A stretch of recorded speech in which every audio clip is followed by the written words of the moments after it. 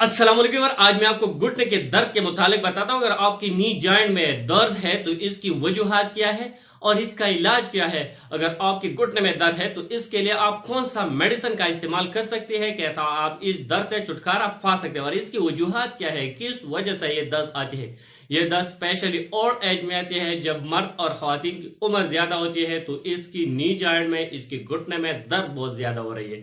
जब वो बैठते हैं, बैठने से उठते हैं तो वो बहुत ज्यादा तकलीफ होते हैं, या कोई सीढ़ी पर चढ़ जाती है तो इन हालातों में बहुत ज्यादा तकलीफ देह और दर्द होते हैं। इस दर्द की वजूहात को देखा जाए तो ये दर्द की पहला वजह जो है वो है पट्टों की खिंचाव। अगर मसल स्पाज्म आती है तो इस खिंचाव की वजह से ये दर्द पैदा होती है। साथ ही इस अगर आपकी नी जॉइंट में कोई चोट लगे है, जख्म लगे, इस चोट लगने की वजह से, जख्म लगने की वजह से भी ये दर्द हो सकते हैं। साथ ही कैल्शियम और विटामिन D3 की कमी की वजह से, कमजोरी की वजह से, नी जॉइंट में जो हड्डी और जॉइंट है इसकी कमजोरी की वजह से भी ये दर्द होते हैं। तो अगर आप इस मेडिसिन की देखा जाए तो अगर इसमें खिंचाव आती है, स्पाज्म आते हैं, तो इस स्पाज्म को कंट्रोल करने के लिए मसल रिलैक्सेंट मेडिसिन का इस्तेमाल करना होगा, जैसे थियोकाल्चिकोसाइड या न्यूब्रालपोर्ट टेबलेट। इन दोनों मेडिसिन में से एक मेडिसिन का चुनाव करके इस्तेमाल करें। इसके साथ आप कॉम्बिनेशन में दूसरा पेन किलर मेडिसिन जैसा आती है फेरोक्सिकेम, डाइक्लोफिनेक, एटसेट्रा और बहुत ज्यादा पेन किलर मेडिसिन है। अगर आप पेन किलर मेडिसिन पर वीडियो देखना चाहिए तो हमारी डिस्क्रिप्शन में इसका लिंक भी मौजूद है, और प्लेलिस्ट में पेन किलर में बहुत से पेन किलर पर मैंने वीडियो बना लिया, आप वहां देख सकते हैं ताकि आपको पता चल सकते हैं कि कौन से दर्द के लिए कौन सा पेन किलर का इस्तेमाल करना होगा। तो इसके साथ कॉम्बिनेशन में फेरोक्सिकेम या डाइक्लोफिनेक और बहुत पेन किलर आते हैं, इसका इस्तेमाल कर सकते हैं।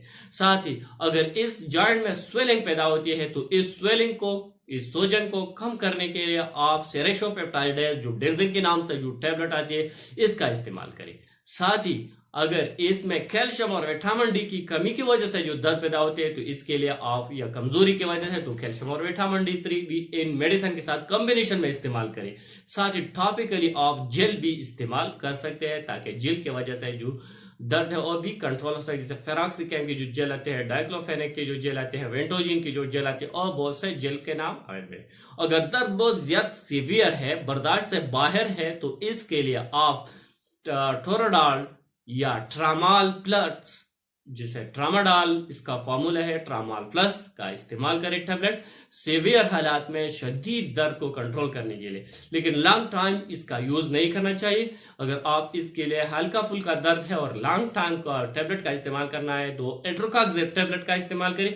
एट्रोकाक्जेब की टेबलेट आप लॉन्ग टाइम इस्तेमाल कर सकती है ताकि आप इस दर्द से आराम पा सकते। अगर आप इसकी कंप्लीट चार्ट देखना चाहिए कि आपकी घुटने में दर्द है तो इसके लिए आप कौन सा मेडिसिन का इस्तेमाल करें, तो सबसे पहले पेन किलर का इस्तेमाल करें।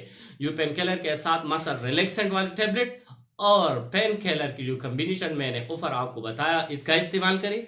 साथ ही इसके साथ आप मल्टीविटामिन टेबलेट और कैल्शियम विटामिन D3 का इस्तेमाल भी कर सकते हैं। टॉपिकली जेल का इस्तेमाल करें ताकि जेल की वजह से, जो जेल लगने से जो दर्द है, इसमें भी कमी लायक हो सकती है। लेकिन यह बात नोट करना होगा कि जो भी मेडिसिन आप इस्तेमाल कर रहे हैं, इस्तेमाल से पहले अपने डॉक्टर से सलाह मशवरा करके बाद में मेडिसिन का इस्तेमाल करें। सेल्फ प्रेस्क्रिप्शन मेडिसिन का कतई कभी नहीं करना चाहिए। जो भी मेडिसिन आप इस्तेमाल करें, इस्तेमाल से पहले अपने डॉक्टर से सलाह मशवरा करके मेडिसिन का इस्तेमाल करें।